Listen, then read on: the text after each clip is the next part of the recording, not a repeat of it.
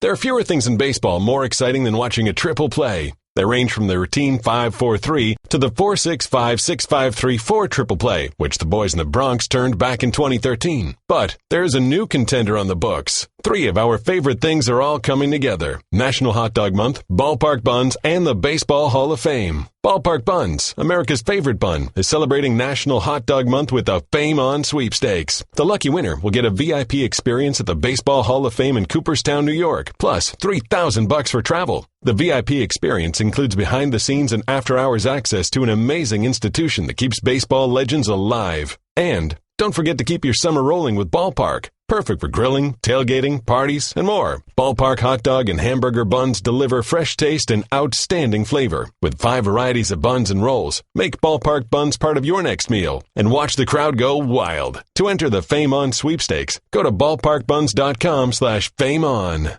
Home isn't just a place. It's a feeling that you're safe to enjoy the things that matter most. ADT lets you take that feeling with you. Whether you're at home, your business, or online, we help keep you safe. With security systems, home automation, alarms, and surveillance. So you can feel at home wherever you are. Go to ADT.com to get that feeling for less than $1 a day. ADT. Home. Safe home. With Mike Golic, I'm Ian Fitzsimmons here on ESPN Radio, brought to you in part by Progressive Insurance, and all guests like Mark Teixeria and Joe Buck coming up in the next hour of the program will join us via the Shell Pennzoil Performance Line. You can send in those worst bets you've had to pay up on to the 1-800-Flowers.com Twitter feed at Mike and Mike. Mine is having to eat raccoon after losing an NCAA bracket challenge. It was prepared gumbo style. I think they missed a gland, and it was, I can still taste the metallic type irony thing on my palate. Yours was getting legs. Mine was getting my legs and arms waxed because it really, really hurt. Russell lost a bet, had to sell fudgesicles at a sporting goods store in a Speedo. 10-degree weather, by the way. See, I like that kind of stuff. I think that's pretty cool. I think that's pretty cool. And he donated the cash to the Salvation Army. That's great. Awesome. I like bets like that. Jonathan says he had to wear a red skirt, a blouse, and high heels an entire Saturday. I mean, isn't that just another Saturday? To me, that's a Friday night. There you go. Yeah, I mean, come on now. We'll talk to Stugotz in a few minutes. He lost a few to you. Stugotz, we could talk an hour with him about paying off lost bets, because that's all he does is lose bets and has to get a body part shaved or have to do something ridiculous. So he'll add plenty to this conversation, Stugotz, no doubt about it. He's coming up in about 5 minutes right here on ESPN Radio. Remember, the ESPYs are tomorrow. It's one of the best things that we do, raising money for the Jimmy V Foundation. Your auction item is absolutely outstanding, and it involves a barbecue also at your son's house. It does. With a lot of great experiences, and one of them for this particular one, you're going to come into Bristol. You're going to hang out here at ESPN behind the scenes at the show with me, Trey Wingo, and my son Mike. Behind the scenes, hang out here, sit on the orange sofas here and watch the show, meet all the behind-the-scenes people, take a great tour of ESPN, get this great experience here. And then we were going to feed you here with a barbecue, but my son offered up his house. So he's a single kid living in West Hartford, and we're going to go to his house, of which he has a ping-pong table, an air hockey table, and a grill. And we're going to have at it. We're going to trash his house. It's going to be paper. It's going to be paper plates, red Solo cups, a lot of barbecue, and a mess to leave. And I have a feeling napkins also will be optional. Napkins, that's what a sleeve is for, and you can check it all out at ebay.com/ESPN. That experience and a whole bunch of other ones you can bid on as well. With Mike Golic, I'm Ian Fitzsimmons. Right now, before we get to Stugotz, let's crunch some numbers, man. It's time for... News you didn't even know you needed or even want. Well, if I was you, I'd do something about it. These are Mike and Mike's Nerd Notes. They're brought to you by Dell. Need help finding the right Dell PCs with the Intel Core processors for your business? Call 877-BY-DELL to talk to a Dell Small Business Tech Advisor. Tonight marks the 88th edition of the MLB All-Star Game, Golic, with the Marlins hosting for the first time in franchise history. The first All-Star Game was played in 1933, and 20 of the 36 players on that roster went to... the Hall of Fame. That's a pretty nice percentage there. I know there's a decent amount, and Hembo can get me the correct number here, of first-time All-Stars this year. for the first time. So I think there's a nice number of that. There's a great group of young talent in this league right now. That mutant that won the Derby last year. Yeah. Or last night. He'd be one of them. That'd be one of those guys. Nerd alert!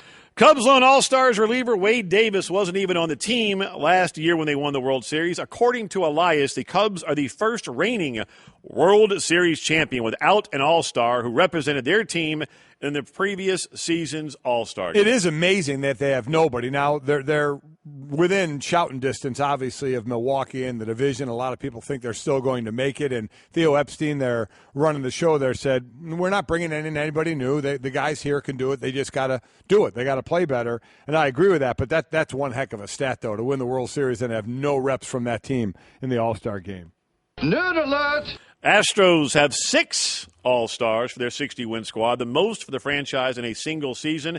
They went 33-11 on the road before the All-Star break. That's filthy, and are on pace to be the best record of any team in the last 100 years. It really puts a fear in you going into the playoffs, knowing that they're winning at a better clip on the road.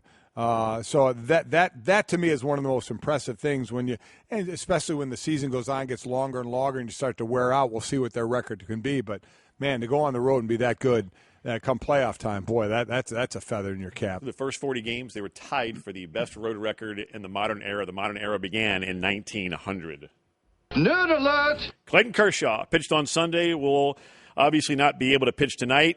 He and Mr. Santana are the only pitchers to win multiple Cy Young Awards to never start an All-Star game. I didn't realize that. I didn't realize it as well, and the reason Kershaw not starting, he would be, could he pitch in this, but he pitched on Sunday to get his 14th win, which is much more important than pitching the first inning of the All-Star game. It's a shame because I think a lot of people see Aaron Judge is hitting in the 3-hole in this game, so Clayton Kershaw would have faced him had he started this game. Because I don't know if the starters are going to go 1 or 2 innings.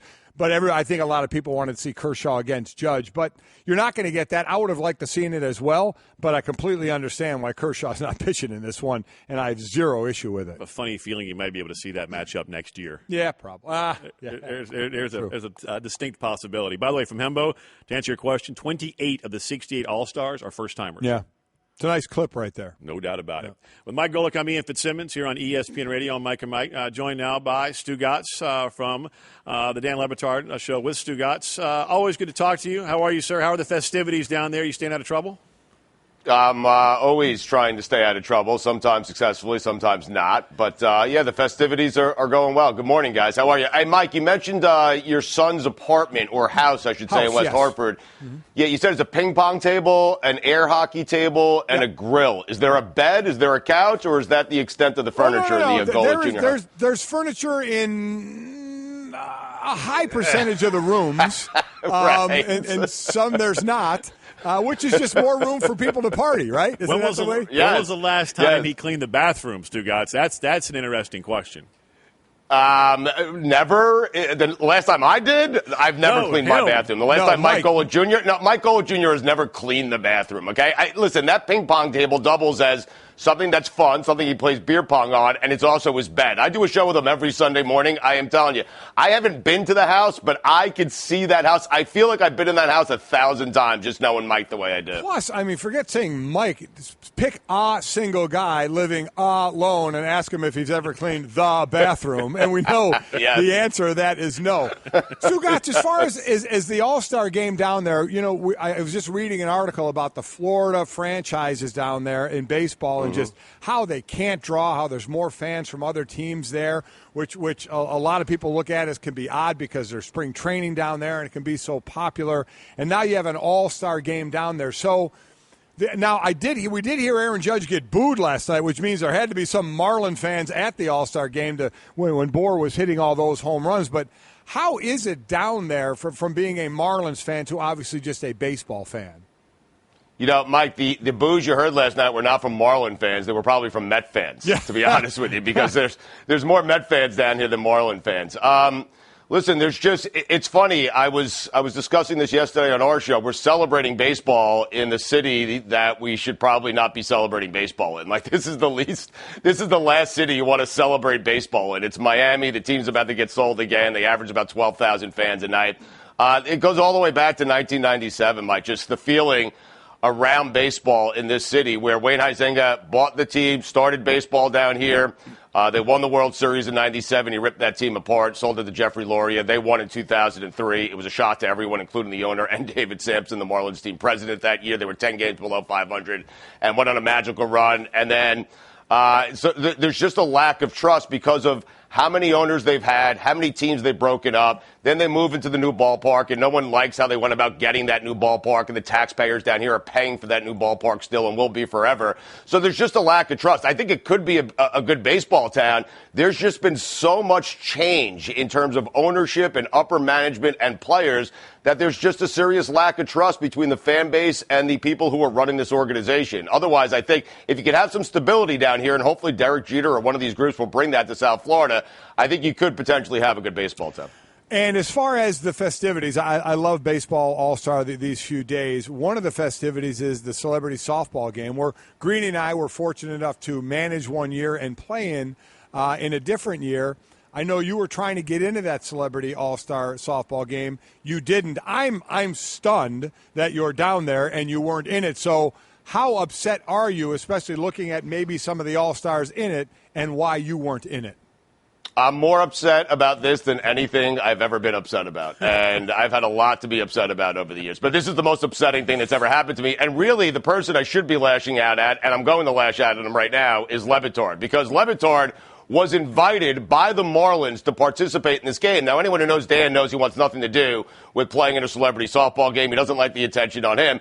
And anyone who knows me knows I love the attention. I want the spotlight on me. And the fact that Le Batard didn't turn that request for his services for the Celebrity All-Star game, he didn't turn that in. Like, his no should have been no, but you should have Stugotz do it. Let's figure out a way to get Stugotz into the game.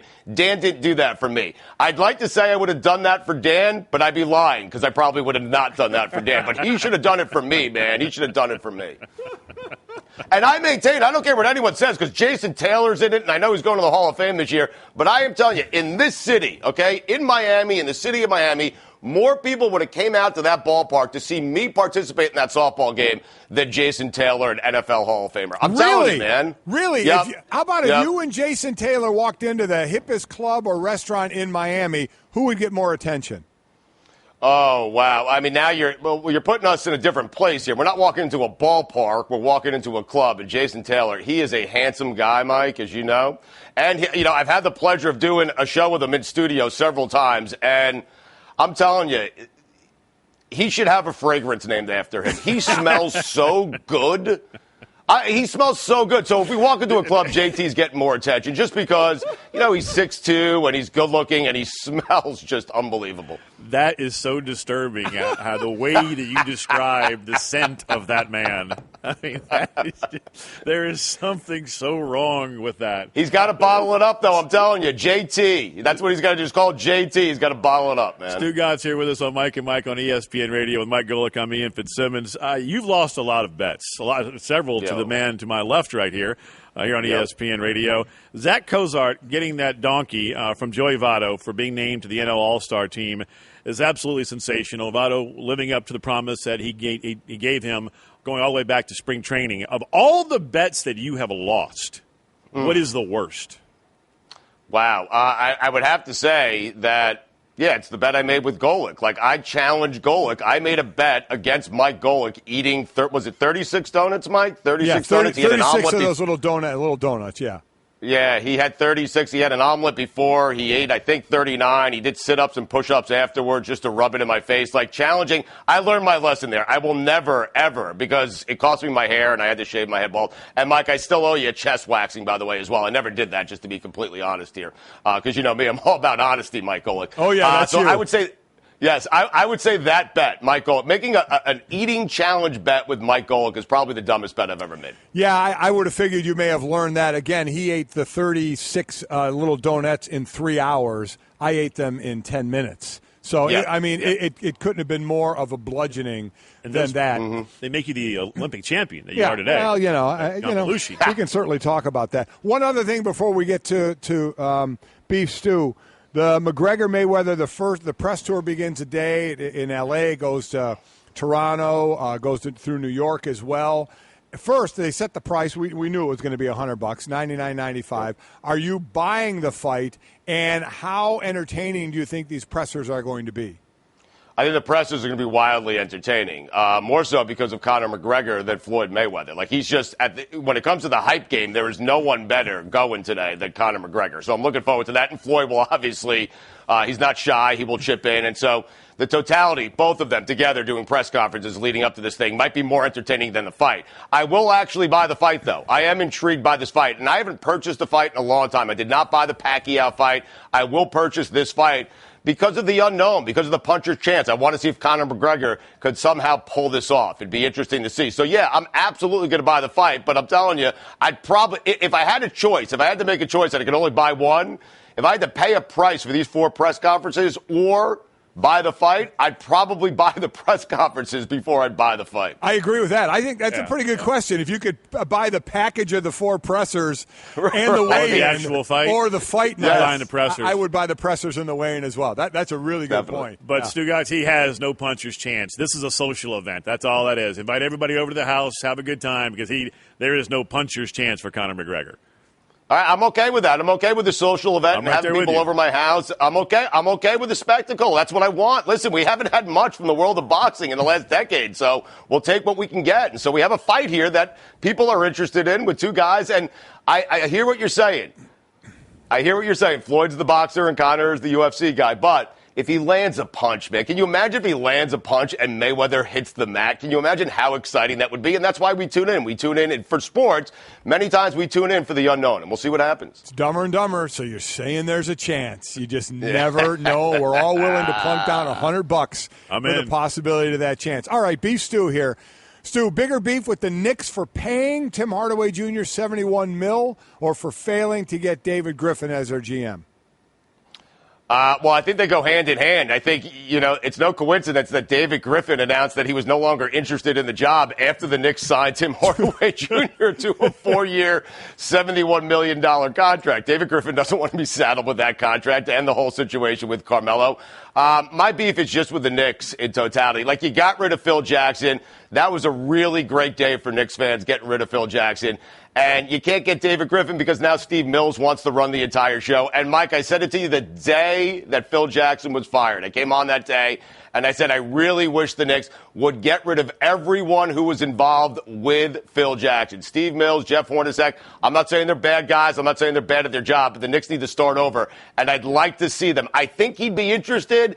I'd like them to at least have the discussion and make the offer to Jeff Van Gundy to run that entire operation. I would agree with you. I think they should have done the clean slate as well. Nothing against those guys, but you're caught up in that situation. You know what? You're shrapnel. You get caught in the shrapnel. Be gone and start fresh. And I agree. I think Van Gundy would have been a good start. Stugotz, bigger beef with the Cubs for slumping or for Theo Epstein telling his guys, play better, I'm not making any moves?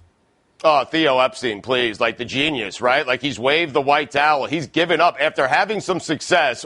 I mean, Theo Epstein has absolutely thrown in the towel. Are you kidding? Just play better? Theo, your job is not to tell the players to play better. Your job, that's Joe Madden's job, and it's the players' job to get themselves to actually play better. I don't want to hear that from the genius, from the general manager, from the guy that everyone is sending to the Hall of Fame already. No, it's not about playing better. Your job, Theo Epstein, your job is to make the roster better. That is your job. Your job is not to give motivational speeches and tell the players you currently have to play better. They won a World Series last year. They should be playing better. I agree with you. But the reality is they're not playing as well as they were last year. Hendricks isn't as good. Arrieta's not as good. The entire staff is not as good. And it is Theo's job to go out and make deals to improve that roster before the deadline to give the Cubs the best chance to win a back-to-back championship. That's it. That's his job. His job is to improve the roster. I could not disagree with you more. I think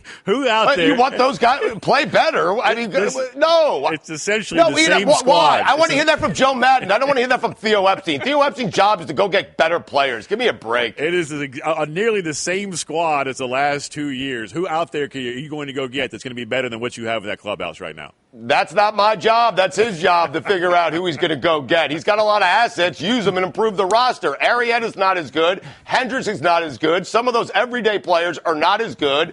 And it's his job to go out and improve the roster. So go do it. Oh, I like Stugotz getting a little feisty, and maybe this might be the reason for it, this last question. Bigger beef, Stugotz, with the Marlins, who can't sell out the All-Star game, or with all the people coming to Miami making your commute awful?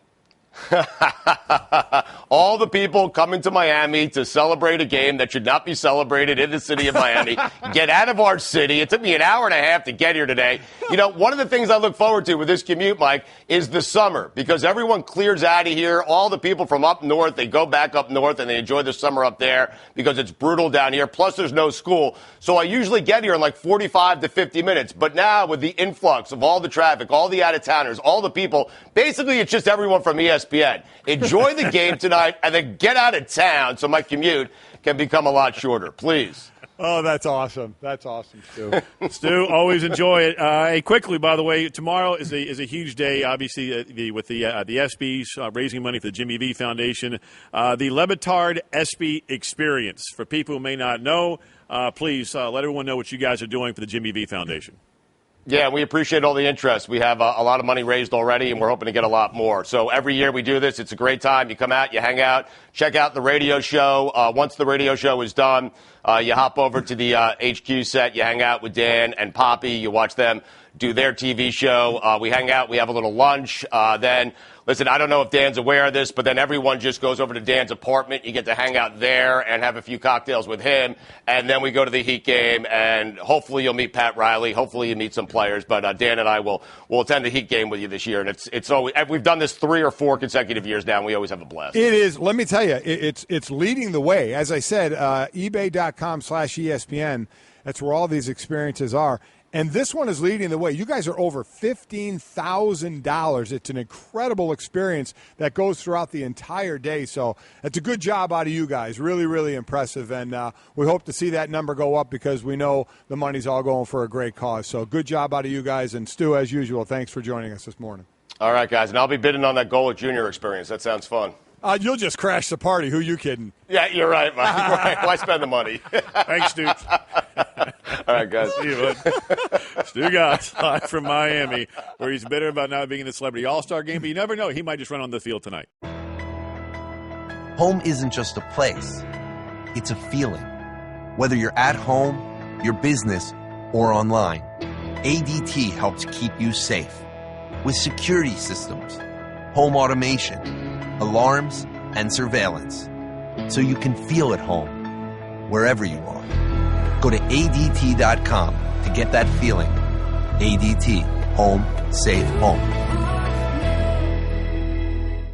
Hey everyone, Mike Golic here. Support for the Mike and Mike podcast comes from our friends at Rocket Mortgage by Quicken Loans. Chances are you're confident when it comes to your work, your hobbies, your life. Rocket Mortgage gives you that same level of confidence when it comes to buying a home or refinancing your existing home loan. Rocket Mortgage is simple, allowing you to fully understand all the details and be confident you're getting the right mortgage for you. To get started, go to rocketmortgage.com/Mikes. Equal housing lender, licensed in all 50 states, NMLS, consumeraccess.org number 3030.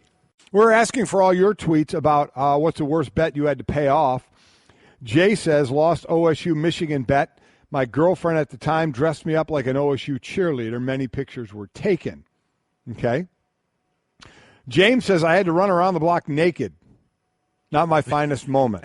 Man, that was one that I'm not accepting that bet to begin with, first of all, especially if it's cold outside. Yeah. I wouldn't mind it. I don't care. Well, obviously, I was looking at a picture of you oiled up for about 3 hours. Yeah. One of the bets that you actually lost, and that was one that you paid up on. This one I could never. Now, I said I would be tased, but the lawyers here wouldn't let me do it. Dave lost a bet, and in losing the bet, his friend was allowed to pepper spray him. On camera. I mean, there is no way I'm letting somebody that's have you ever? No. All right, so I was tending bar. I know it shocks you. Back in college, and there was a fight that broke out, and the cops come in and they pepper sprayed basically the bar. And I stupidly, and I didn't know this at the time, but you don't put water on your eyes; it intensifies. Right. Yeah. We put water on your eyes. Let me tell you, yeah, that's one bet again. You don't make that one. Having had that kind of done, That one is painful. Yeah. I'm not really into anything that's going to be really painful. I like the ones like Christopher, shave the top of my head, Friar Tuck style, Big Daddy, licking the dust off a ceiling fan. Oh, God. I have one worse. Oh. Not this one. I'm going to save the worst one for last. Then we're going to go talk about this, I believe, this presser going on in L.A. Have you ever picture the image? Hold on, that ceiling fan one. Picture like going back to your college days or whatever, or maybe your son's house where you guys would be going for the SB experience for barbecue. Just the amount of that dust, lint-type looking on top dust. Of the fan. Oh. Had to lick it. Steve said he had to wear a Jay Cutler jersey at a party of Cowboy people after the Bears beat the Cowboys, and then obviously had pictures as well. And you want a visual? You had the visual of the fan? You like to golf, right? Oh, yeah. Okay. I want you to visualize this. There's a bet on a putt, okay? Make bets all the time, right? Absolutely. Golf course? Absolutely. Yep. Mm-hmm. This guy won it, so he's telling me what another guy had to do. This guy won the putting bet. The other guy had to kiss his sweaty toe on the golf course. So who comes up with that? I don't know. The amount of who alcohol. Says you make or miss this putt, you have to. I'm going to take my shoe off and lick my sweaty toe. I mean, somebody's toe jam is. I don't even know where to go with that. Who comes up with that? Now, obviously, this guy. And the amount, and let me tell you, if it's not and he just made it up, that's a great imagination.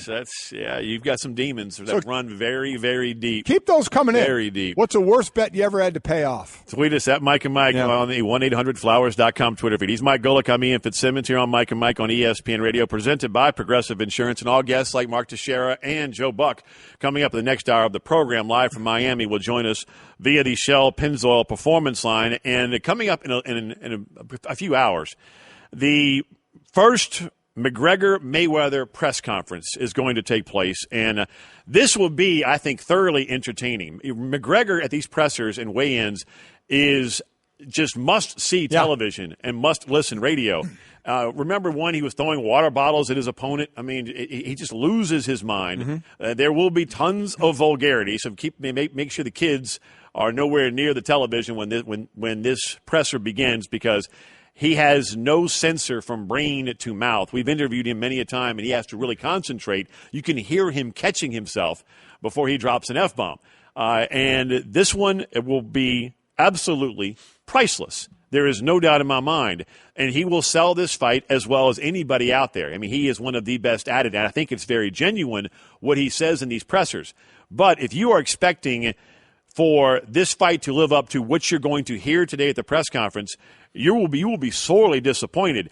If you're going to buy this fight like I am, like you are, this is more of a social event right before football season begins on August 26th than an actual fight.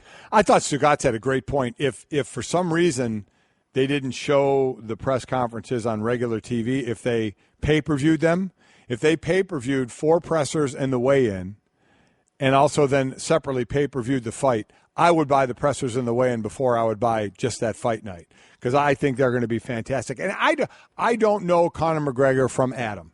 So I don't know the sincerity of his craziness or if it is a master selling job.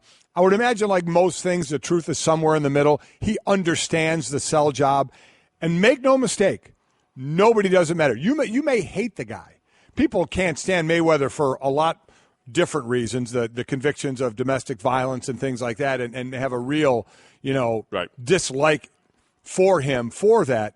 McGregor is just like, I mean, it's kind of like, so you don't like maybe the way he acts, but other people love the way he acts. I don't know how much of the sincerity is of it, but he sells it, and that's all that matters. Because right now, as Mayweather is going to add to his unbelievable fortune out there, one of the richest athletes ever, Conor McGregor is looking for his biggest payday ever, and the only payday he'll have like this.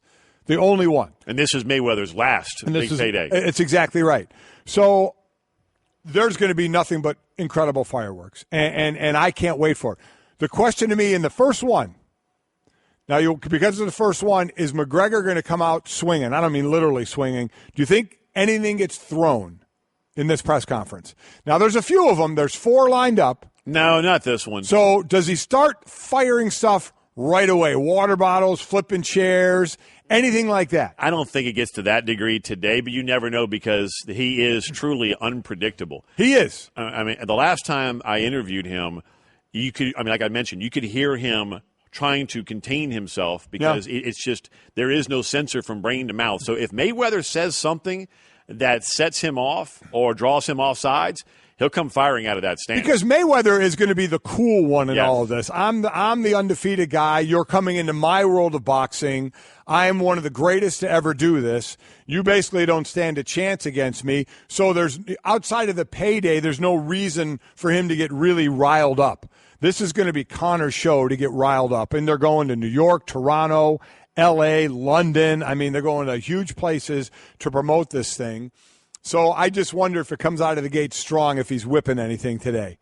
That's because it is going to be epic. I'll tell you what, I'll be watching. Oh. Because this will be entertaining coming up later on. Yeah, it will. The first of 4 pressers, it will get, it's going to get nasty. And they will get progressively worse by the time this fight. And when the weigh-in, you're going to have to hold McGregor back. Even Mayweather, I don't believe now. I haven't been around pressers for all of his fights, but I don't even think he's going to have experienced anything close to what he's about to see and hear.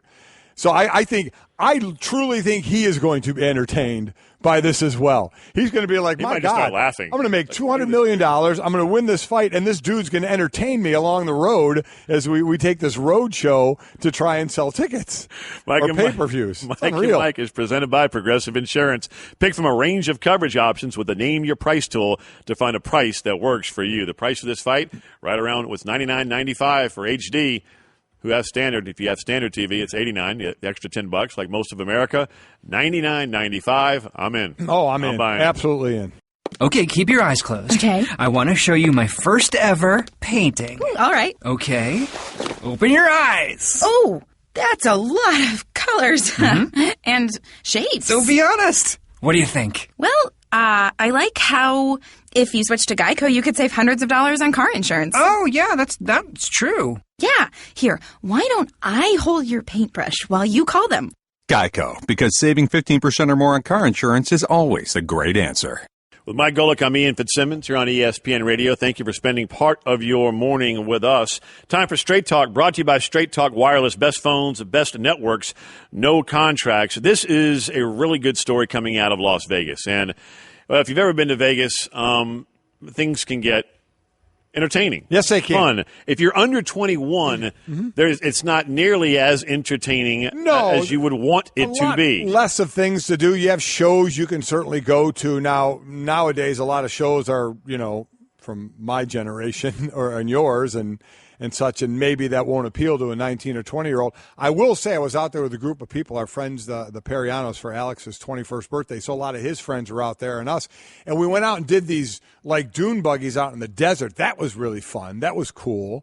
To get out and do. It was a lot of fun. So there are more things for under 21 to do than have been in the past, but we all know. For NBA players. When you're going to Vegas, man, you want to go do the things that you need to be over 21 to do, and there's plenty of them in Vegas now who are not 21. So Jaylen Brown of the Boston Celtics, he decided to throw a party for all of the players that are participating in the Summer League, Sin City version of Summer League, which is Vegas, obviously one of the sites for Summer League play for NBA players. So Jaylen Brown decided for all of the guys that are under 21, and all the top 5 picks were all went last night. From what we understand, Markelle Fultz, Lonzo Ball, his teammate, obviously Tatum from Duke. He hosted this party. And he spent about $5,000. He bought all the food. Everything was on him because he wanted to get all the people, the players that are under 21 that can't really go and do Vegas style all together. And he said, quote, there are a lot of young guys here, and there's nothing to do in Vegas if you're under 21. He told this to the Undefeated. He said, I just want to do something, hang out, talk to them, build relationships. I'm not 21. Jason Tatum's not 21, his new teammate, obviously. A lot of the draft picks are young. I'm going to let them bring whomever they want to. Food's on me, everything. Let's all get together. It was described as a big deal, and I thought it was a unique and cool very thing thoughtful thing by yeah. Jaylen Brown. Yeah, hosted, it was called Jaylen Brown's Welcome to the NBA Night. And no, that is a cool thing. You know, everybody kind of getting together and hanging out and away from the court. You know, all these guys, hopefully, you know, if they can have longer careers, are going to be around each other for a lot of years. And, you know, kind of could wait the first time you see him is just not on the hardwood playing in these summer league games. Now, nowadays, a lot of these guys go back to AAU and playing one another, so they know each other. But this is a cool thing. The biggest thing to me is the fact that he had this big party and he paid for everything, food and all, and the people could bring other people, and it was just $5,000. That shows you how much alcohol costs. Because if there were if you're footing the bill for a party that involves alcohol, that party is now $25,000 and not $5,000. Remember when Des Bryant got stuck with the tab at Papados when he was right. a rookie? Yeah, that was north of $50,000 with food and drink. And so. That would have been something. Like a bottle of Don Julio 1942 bottle service in Vegas runs you about $2,000. Yeah, but if I'm having a party that's food and drink, I'm not buying anybody that. So I mean, are you kidding me? Jaylen Brown with a great idea, getting all these guys together, and it was described as a big deal. I think it's a cool thing. Yeah. And he got off easy. Yeah, he did. $5 compared to one bottle of booze, bottle service, a really nice one cost you $2. I want to know who, when these guys turn 21, who's hosting the 21 and over party. That ain't going to happen. Yeah, that's going to not. You know what? You know when it's going to happen? On their next deals. That's when it's going to happen. They're calling James Harden now. Yeah. Hey, how would you throw a party if you have $228 million that's coming to you over the next X amount of years? But I think that's a neat thing. You know, these guys all getting together, because that is the one thing we all, it's just we all look from afar.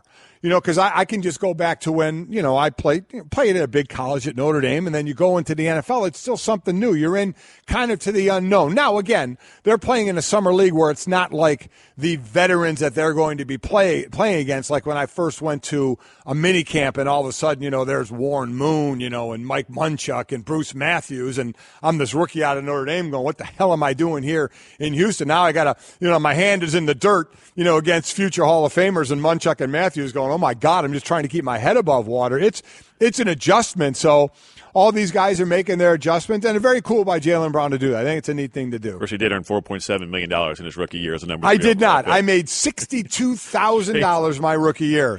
I was not hosting a party. Straight Talk Wireless, nationwide coverage on America's largest and most dependable 4G LTE networks. Mm-hmm. A little bit of a difference there, Coach.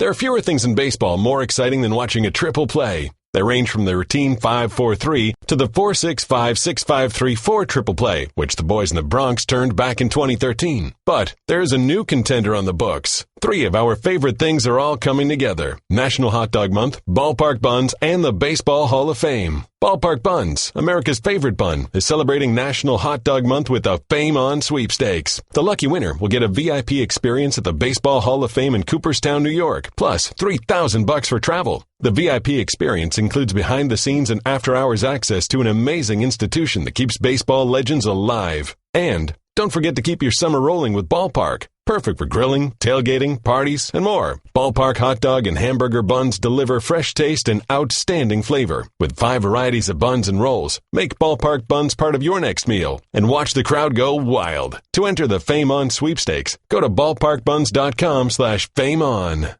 America, it's time for some straight talk. You love your phone. Look at you. You hardly put it down. But you don't love that expensive wireless plan, do you? So what if I told you can keep that phone network and number 2 for a lot less? Well, this is me telling you. It's time to switch to Straight Talk, guys. Bring your own phone and get unlimited plans starting at just $45 a month on America's largest, most dependable 4G LTE networks. Straight Talk Wireless. Only at Walmart. Savings may vary. Please refer always to the latest terms and conditions of service at straighttalk.com. With Mike Golic, I'm Ian Fitzsimmons here on Mike and Mike on ESPN Radio, presented by Progressive Insurance, and all guests like Mark Teixeria, who's coming up in about 5 to 7 minutes, will join us live from Miami via the Shell Pennzoil Performance Line. And tomorrow is a big day here at ESPN as we get you ready for the ESPYs and as we raise money for the Jimmy V Foundation. And if you are just tuning in, Golic, you have a very unique ESPY experience that is being auctioned off on ebay.com/ESPN. It involves a tour of this lovely facility, yes, and then a very unique barbecue. Yes, it does. So you can come in for the show of Trey Wingo, myself, my son Mike. see the show, hang out here, sit on our lovely orange couches and chairs here. You get a great tour of ESPN. So a great experience here. And then we were going to feed you a barbecue here at ESPN. But then my son, who is single and lives a couple towns over in West Hartford, Connecticut, offered up his house for a barbecue. So we're going to go to his house for a barbecue. It ain't my house, so we can trash it. He's got to clean it. It's fine by me. He's got a single, so he doesn't have a dining room table. He has an air hockey table, so we'll be playing air hockey. He's got a ping pong table, so we'll use that for whatever we need to use it for. And a lot of red Solo cups. So that could be fun. It's interesting. One of the things I tried to do here was losing a bet one year in the NCAA tournament. I said I'd get tased, and the suits here wouldn't let me. The guy who was going to tase me, he coached my daughters in swimming when she was growing up, and he's a cop, and he just texted me and said, maybe for community relations we could tase your son at the barbecue. So that's good by me. Ride the lightning, Junior. Get ready to ride the lightning, baby. In the face! In the face. Be awesome. Be awesome because it wouldn't be me. Text coming up in just a moment. If that does happen, you have to record it and make sure everybody has. There we go. That's what I'm talking about. Let's get to Off the Top. Aaron Judge, in case you've been living in a cave, launched 47 home runs last night to become the first rookie to win the home run derby outright. He hit not one, not two, not three, but 4 bombs over 500 feet. He was the only one to hit a ball over 500 feet. He is the third player to join MLB in homers at the All-Star break and winning the Derby, joining 2 pretty big names. Yeah, 2 pretty big names is right. Be Mark McGwire and Ken Griffey Jr. So his 30 homers is 4th most in a season at the time of winning the Derby. So I thought the Derby, and we'll talk to Tex about it, I thought was fantastic. I thought was very, very entertaining as well. And that's what you want out of it. And in this case, I don't think we've had a group of bigger human beings looking so athletic and swinging a bat and knocking the ball out of the park in ways that the ball was leaving the bat, and I was just laying there watching this going, I was just audibly by myself going, you got to be kidding me, just seeing how far these baseballs were traveling. It was incredible. Hembo, before the show, he had a perfect way to describe Aaron Judge. The dude is a mutant. He is. He is not human, and he could play defensive end for the New York Giants. Instead, he's hitting bombs for the New York Yankees. And it was and some people didn't like how, Justin Bohr, who ate a donut to get himself fired up during his timeout, which was awesome. Sugar buzz. Fed by John Carlos Stanton, his teammate. He hits 22. Judge has to come up and hit 23 to beat him. I thought that added to the drama. Yeah. Some people said, well, he got robbed because Sano hits 22 combined in the first and second round. I disagree with that. I thought the head-to-head matchup adds to the intrigue and the drama last night. Yeah, it does, because some people are saying in the first round, let all 8 hit individually and take the top 4 and then go head-to-head. Bohr would have had the second most home runs in the first round, would have been in it. But I do like the head-to-head. It was entertaining. It did exactly what it's supposed to do, in my opinion. And Bohr is your new favorite player. Eating a donut during his timeout of a home run derby. How is he not everybody's hero? Off the top. The 88th MLB All-Star Game takes place tonight. You'll hear it right here on ESPN Radio. Marlins Park. Scherzer gets the start for the NL against Chris Sale of the American League, and they're joining pretty elite company. Scherzer, the MLB leader in ERA, is going to join Halladay, Clemens, Randy Johnson. Vita Blue is the only pitchers to start for the AL and the NL. Sale will be the first pitcher ever to start the All-Star Game in consecutive seasons representing 2 different teams, and the first AL pitcher to start consecutive All-Star Games, period, since Dave Steve did it in 83-84. The 2 of them have combined for 351 strikeouts this season so far, the most ever entering the All-Star Game by the game's starting pitchers. Off the top. Rapid fire on the next 2. We'll get to Mark Teixeria coming up live from Miami right here on ESPN Radio. Rafael Nadal dropped an unbelievable 5-set match yesterday. So guess what? No Federer Nadal, no Murray Nadal, but it was remarkable. Yeah, it was 4 hours and 48 minutes. The name Gilles Muller He won the first 2 sets. Then Nadal came back, won the next 2. And then the last set was 15-13. 4 hours, 48 minutes. It always amazes me when they play that long and the ability to do that. So very, very impressive. Federer won in straight sets. So as you mentioned, he and Murray still alive. And also Venus Williams is 37 years old. She takes on an opponent who is 19, and this opponent was born 11 days after Williams made her major debut in the 1997 French Open. How'd I get Gio right, and I've been mispronouncing Wojnarowski's name for years? I don't know, but you've managed. Somehow you've managed. Off the top. Floyd Mayweather Jr., Conor McGregor, first presser coming up. Get ready. The fireworks are about to begin. 4 of them. It's going to be in L.A. and then go to Toronto, New York, and London. I think it's going to be fantastic. McGregor is, hands down, the best promoter of events right now. And, certainly you're going to be a little blue. You're going to hear a lot of beeps on network TV. Without question, when you do the pay-per-view, you won't hear the beeps anymore when you hear him talking, so that'll be cool. My biggest question in today's, the first of the 4 big pressers, will he throw anything? That, to me, is the question. Will he throw a chair, a belt, a punch, a water bottle, a punch? What will he throw anything, or will he build up to that over the next few pressers? That, to me, is the biggest question. We will be entertained. With Mike Golic, I'm Ian Fitzsimmons here on Mike and Mike on ESPN Radio. Joining us now from the Shell Pencil Performance Line down in Miami, our good friend Mark Teixeria, ESPN MLB analyst. Tex, we always appreciate your time. Thank you for joining us. There are 28 rookies participating in the All-Star Game, obviously their first time. Go back to your first All-Star Game appearance. What is that feeling like? There's nothing like it. I mean, there's 28 rookies this season. Yeah. That is unbelievable. Oh, first-year All-Star. Excuse me. Yeah, misspoke. Okay. First-year All-Star. My bad. That's impressive. I know we have a youth movement in baseball. My fault, yeah. 28 first-time All-Stars of 68. 28 first-timers, but it's so much fun. I mean, I think one thing that when you're a first-time All-Star, you definitely get humbled a little bit because you're on your team, you're grinding during a season, and you're one of the best players on your team, and you're feeling good about yourself, and you might be hitting third or fourth or the number one starting pitcher, and then you walk into that room the very first time you walk into the clubhouse at the All-Star Game, and you see 30 guys where you're kind of just one of 30. You might be the low man on the totem pole again. And so I think it's a cool experience, and it makes guys realize that it's tough to get there. It's tough to stay in the All-Star Game. It's tough to get there again. And you got to keep working because no matter how good you think you are, there's always players that have more talent, more trophies on their bookshelves, better stats, and it's just kind of a cool experience.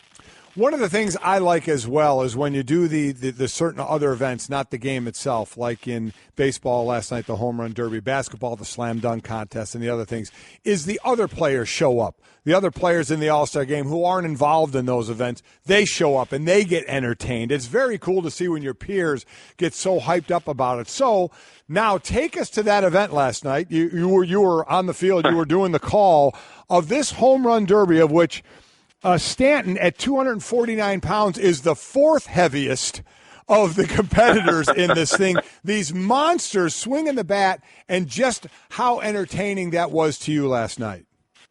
That was one of the most, I've been to a few All-Star games myself and I have participated in a home run derby. That was the most exciting home run derby by far I've ever been to. And I don't know if it was because Stanton was in there, being the home crowd in Miami.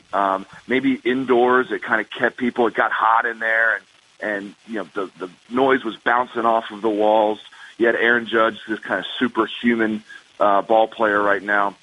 Whatever it was, that atmosphere was far beyond anything that I've ever experienced, and I was happy to be a part of it. I'm exhausted this morning, and I didn't take a swing. I mean, it's just the amount of energy that guys were putting out there on the field, guys that were watching, like you said, all of the players that were enjoying it, the teammates of Aaron Judge. I mean, he had 4 other Yankee teammates. Stanton had 2 other teammates from the Marlins. Those guys were having an absolute blast.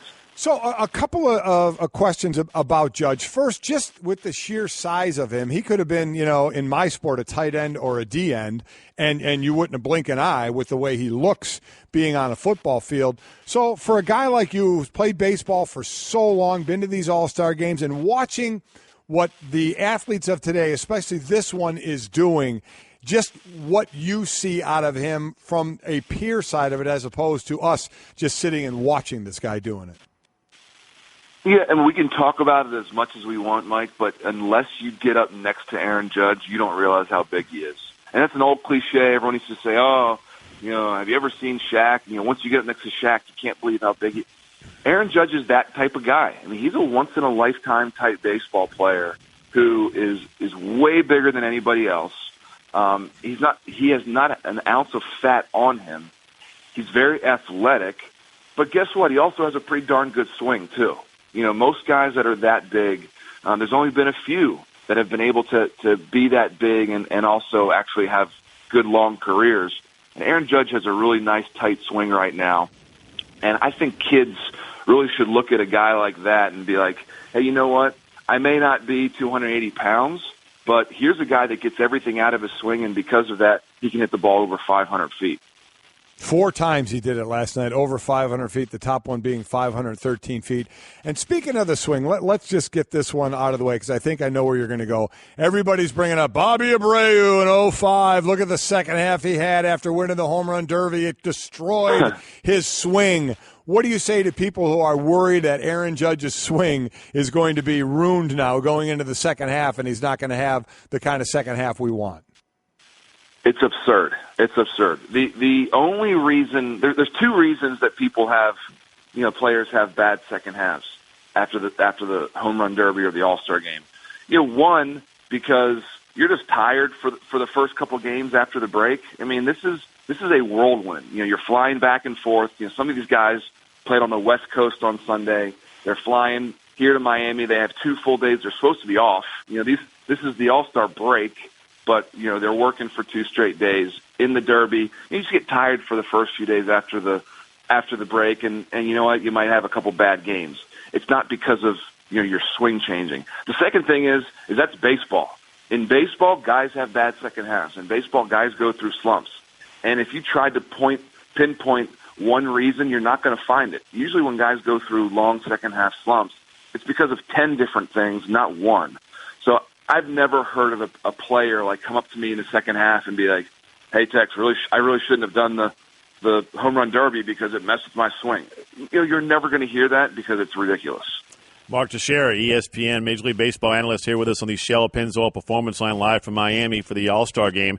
Taking synthetic motor oil performance to a whole new level. Make the switch to Pennzoil Synthetics today. And one other thing that came up down there at the All-Star Game before the home run derby was Bryce Harper had the idea the top 2 vote getters should actually draft the teams. And his thought is, I would be facing my teammate in ace Max Scherzer for the Nationals. I think the All-Star Game is perfect the way it is. It's easily the best of the 4. What do you think about Harper's idea? No, I like Bryce Harper as a player, but commissioner for a day. Let's take a back seat. I don't understand that one. I think the All-Star Game is great. I really do. I think it's still the best of all of the All-Star games in all the major sports. And American and National League should stay the way it is. Let's go on the field for a little bit, Mark, and talk about a team like the won the World Series last year, the Cubs, and how they're nowhere near what they were last year, certainly within reach of a division title. And before we even talk about wild card, Theo Epstein comes out and says, listen, I don't need to make changes. I can't bring in anybody that's going to spark this team other than the guys who have done what they've done the last couple of years in this clubhouse. Do you buy into that they shouldn't make a change, and what do you think is the problem with them?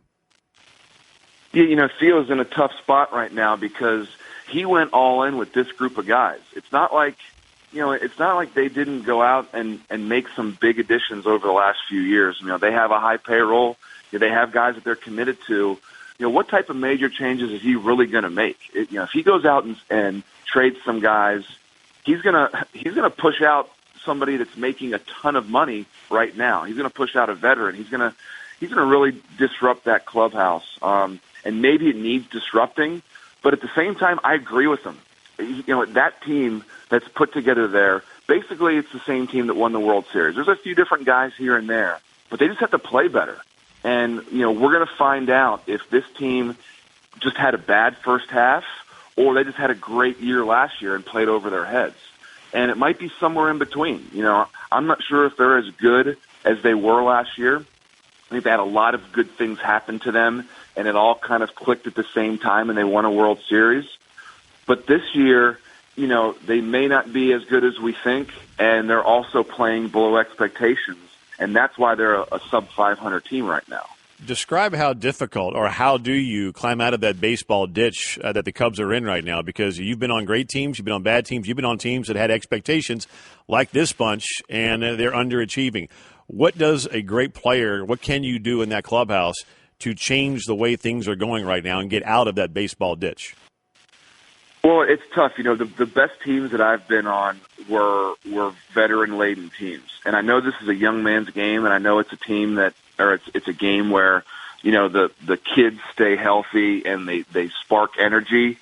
But, you know, when you look at guys that are in their late 20s or early 30s that are healthy and know how to play the game, those are the consistently winning teams. And, you know, the teams on the Yankees that I had from 2009 to 2012 when we won a World Series, went to 3 ALCSs, that's the kind of team we had. We had veterans that were still, you know, basically in the prime of their careers and didn't have these wild swings up and wild swings down. So if we had a tough stretch, we all knew together. We didn't really have to talk too much about it. We knew what we had to do together. The Cubs are a little bit younger team. They have some veterans, but they have some guys that maybe haven't failed as much. You know, they have some guys that haven't been through really tough stretches or haven't been through those expectations. And, you know, the guys need to get together in that clubhouse and figure out, okay, what are we going to do? Because whatever we were doing in the first half wasn't working, and there's something that we need to change inside this clubhouse to make us play better. Let's look at both leagues. In the American League, the Astros are, I believe, 10 wins better than the next closest best team in the American League. And in the National League, the Dodgers are 7.5 better than the Diamondbacks, which would be the next team there. Are these two teams in each league that much better than their next? Is there a decent drop-off between them, or are things closer than we think?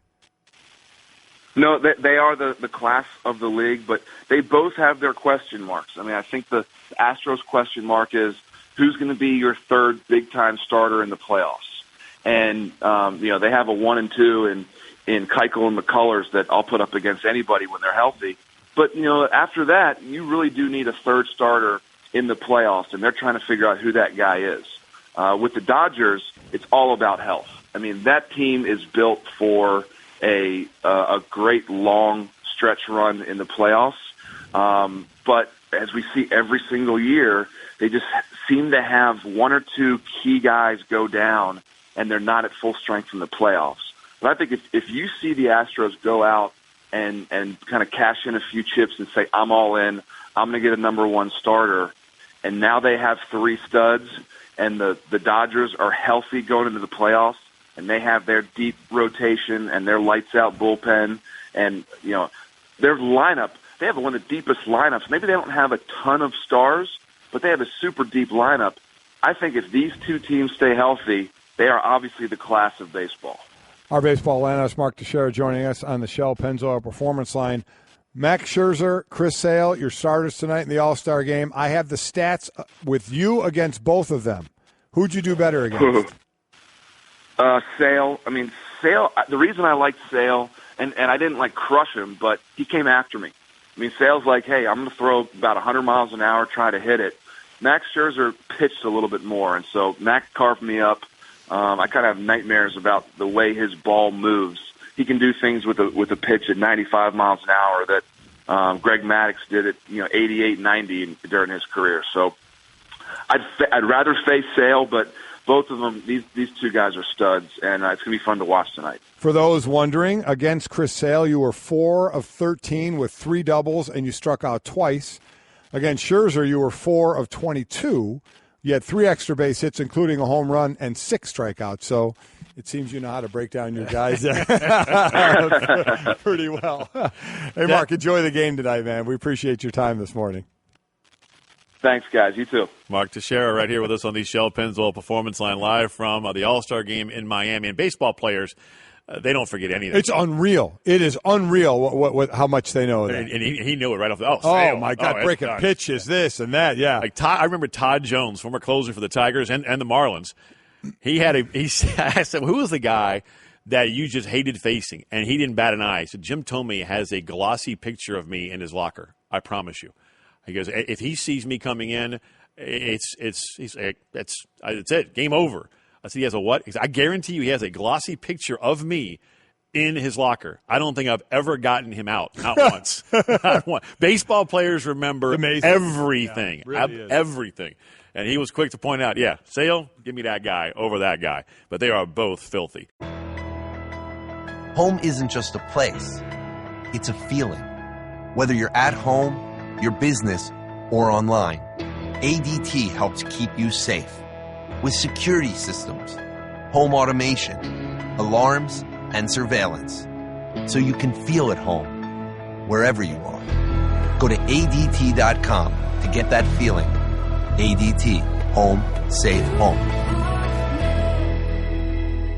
Well, Greeny, we're halfway through another baseball season, and we're really seeing some players who stand out as winners. Kind of like business travelers who win at business by staying at La Quinta Inns and Suites. That's because you can put your La Quinta Returns loyalty points to work on the spot with instant free nights. Just drive up with no reservation and instantly redeem points for a free night that same night simply by using the La Quinta app. It's like hitting a grand slam. With an app instead of a bat. Well played. Prepare to win at business by learning more about instant free nights and check out the summer rates at LQ.com. With Mike Golic, I'm Ian Fitzsimmons here on Mike and Mike on ESPN Radio, presented by Progressive Insurance. And joining us now on the Shell Pennzoil Performance Line, Joe Buck, Fox Sports, who will be on the call of tonight's All-Star Game. You can watch at 7:30 p.m. Eastern Time on FOX. And, Joe, we always appreciate your time. First, your thoughts on what we've seen through the first half of the season, and then, again, last night on display, the unbelievable power of Aaron Judge. Yeah, it's kind of been – those are two answers that combine into the same. You know, I think the first half is the emergence of this 6'7", 280-pound man who is in his first full year, who last year hit like 170 when he got a taste of the big leagues, was striking out a lot, and made a lot of adjustments. And that's the hard thing for somebody that big, is the question is always, will he make contact? Will he make contact? Because there's so much room in there. I was talking to John Smoltz about it, and he said, when I was on the mound and somebody big like that was at the plate, granted, Judge is different than anybody else who's been big at the plate, he said, I loved it because it looked like the strike zone was massive, and there were so many different places to go with the baseball. Judge is incredible, and I think he cuts through. Just the average sports fan wants to know more about him. And he seems like a wonderful young guy as well. So he's a huge story in the first half. I think the futility of the Cubs so far is shocking to me. It points out how many things went right for them last year.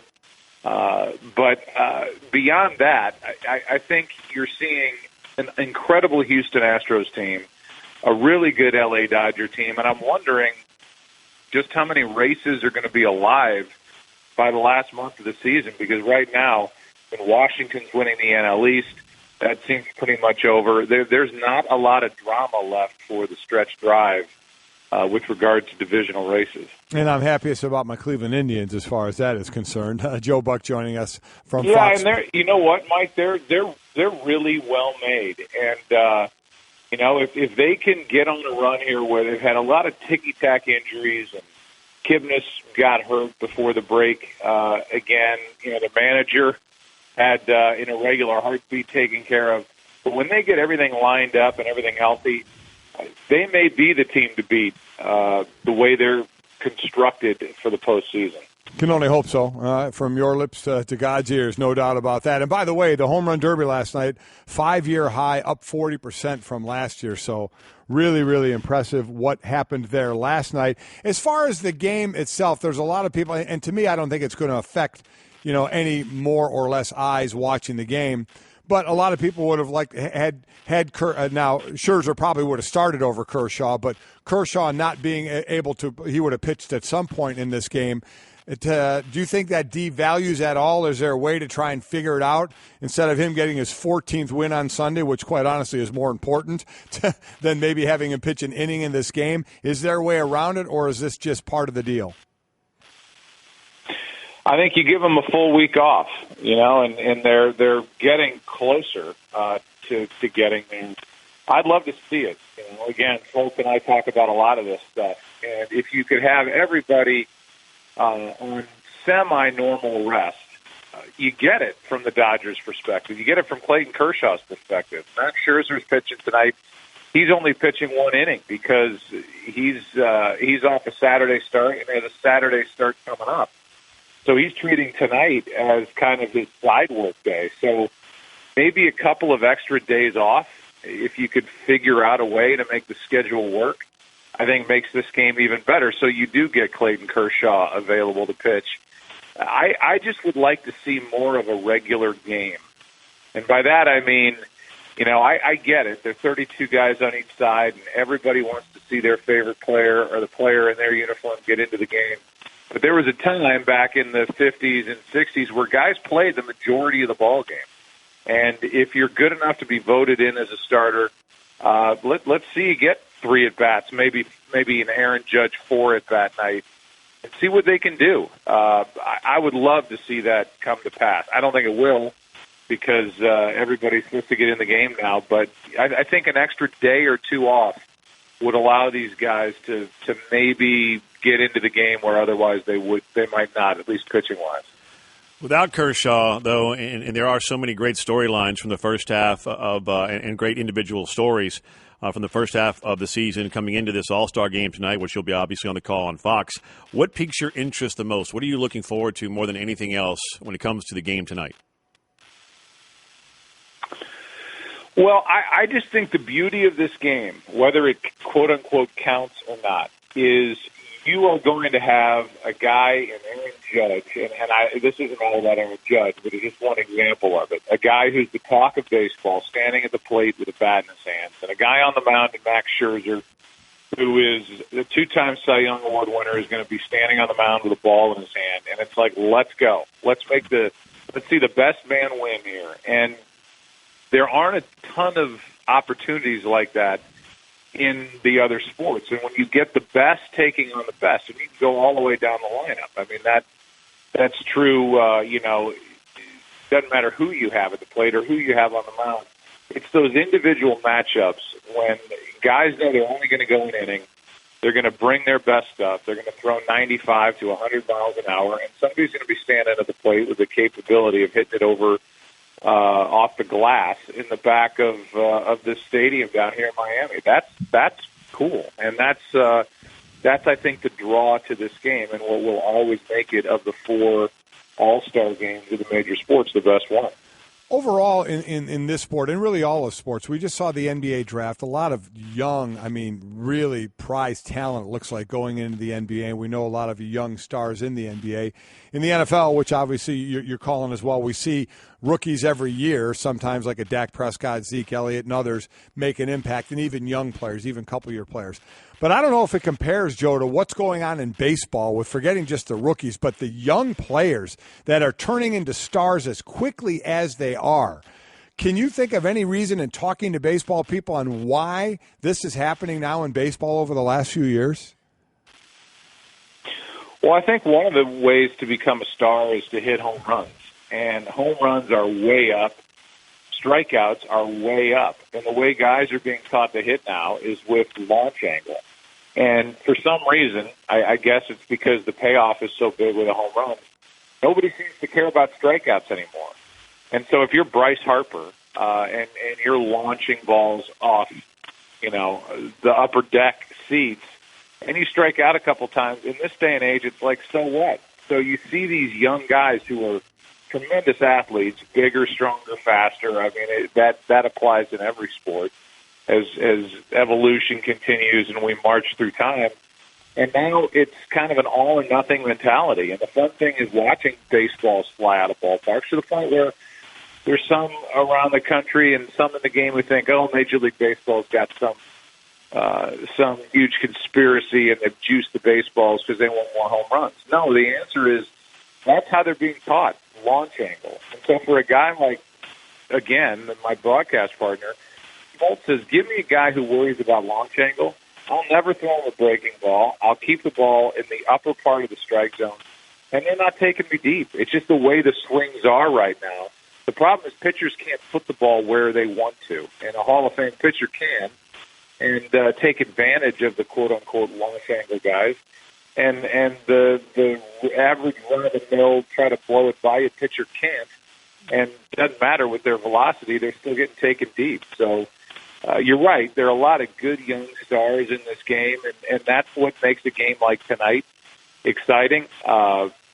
Maybe the best player in the game isn't here because of injury, but he's about to come back for the Angels, who are, alive and well in the wild card race in the American League, and Mike Trout. There are a lot of good young players in this game. And maybe this is just me, Joe, and my focus group of one, but all these young players we're talking about, all these young stars, from Trout to Judge to, Stanton, Springer, Bryce Harper, Chris Bryant, Clayton Kershaw, I just feel like baseball does not do enough to market these young stars. Am I off on that, or do you agree that no. Why is that with baseball, where football does it and the NBA does it, but for some reason baseball doesn't? Why is that?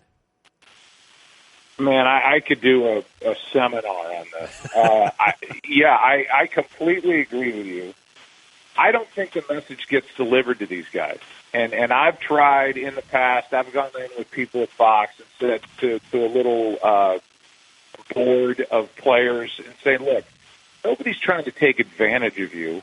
We're trying to promote you, and we're trying to promote the game. So what you'll see tonight are some things that are happening that make me excited in a game like this, like being able to interview somebody as they're walking to the plate, having the ability for me in the broadcast booth to talk to the center fielder while he's standing out there during the game. That's the beauty of this now being an exhibition-type game again. But you're right, and you see, the Brizzo thing with Brian and Rizzo. These guys get it. They're of the social media age. They know how to promote themselves. They know how to promote their brand. I think sometimes too many roadblocks are put up between networks, be it ESPN, Fox, whatever, and what we want to do to make them look good, promote, and make them appealing to a younger generation. And those in charge, be it the Players Association or MLB, saying, nah, that's not the way we've always done it. Well, the way we've always done it has got to change, because it's changed in the NBA. It's certainly changed in the NFL. And I think baseball is starting to get it, but I couldn't agree with you more. There are a lot of good, young, smart, good-looking, funny guys in this game that don't get a chance to be seen or heard. Completely agree. Joe, we look forward to the call tonight. You're calling the All-Star Game on Fox 7:30 Eastern. We look forward to it. And thanks for the time this morning, man. Have a good day. All right, guys. Thanks. Thanks, Joe. Joe Buck on the Shell Pennzoil Performance Line, live from Miami. And I'm glad that he sees it that way. I know you and I talked about it in the first hour of the program. Don't know why Major League Baseball doesn't do more. And his ideas, how cool would that be?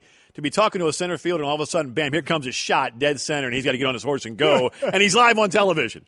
That'd be awesome.